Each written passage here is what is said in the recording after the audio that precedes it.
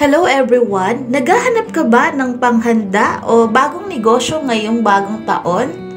Well, tamang-tama yan dahil ituturo ko sa inyo ang ating bagong recipe. Sa ating recipe ngayon ay gagamit tayo dito ng 1 kilo ng kamote.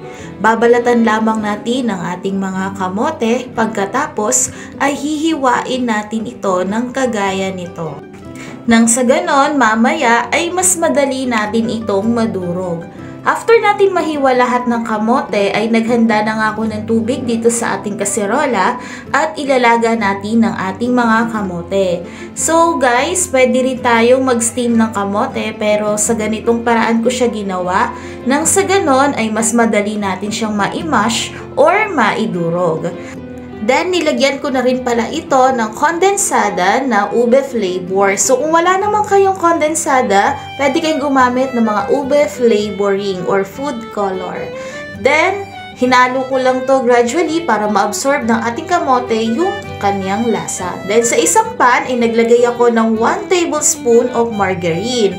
Then, ilalagay natin yung ating kamote. So, kailangan natin siyang lutuin parang katulad ng sa ube halaya.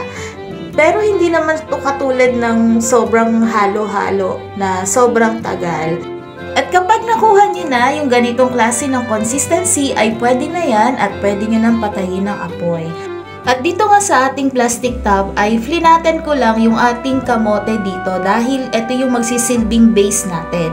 Pagkatapos, mamaya lamang ay gagawa tayo ng ating jelly flan mixture. Sa paggagawa ng jelly flan mixture ay gumamit lamang ako dito ng 6 egg yolks and 1 cup of evaporated milk and 1 cup of condensed milk. Naglagay din pala ako dyan ng few drops ng vanilla extract. Dito nga sa pan ay naglagay ako ng 2 cups of water and then nilagay ko na rin yung gulaman powder na color yellow. Then after that ay ibinuhos ko na dito yung ating jelly flan mixture. At lulutuin lamang natin ito for about 8 minutes. So, kailangan na lutuin din natin ito ng mas mabuti para mas matagal masira yung ating gagawing ube camote de leche. So, after na maluto yung ating jelly flan ay inilagay ko na yan dito sa ating base na kamote kanina. Then, ilalagay lang natin yung ating mixture and then hintayin lang natin siya na tumigas. So, after that ay pwede nyo siyang ilagay sa ref for about 1 hour to 2 hours. Or mas matagal pa dahil kapag mas malamig ay mas masarap siya. Pero pwede nyo na rin naman siyang iserve kahit na hindi nyo siya na-i-ref. So dito nga ay naglagay lang din ako dyan ng cheese para mas malasa yung ating nagawang ube camote de leche.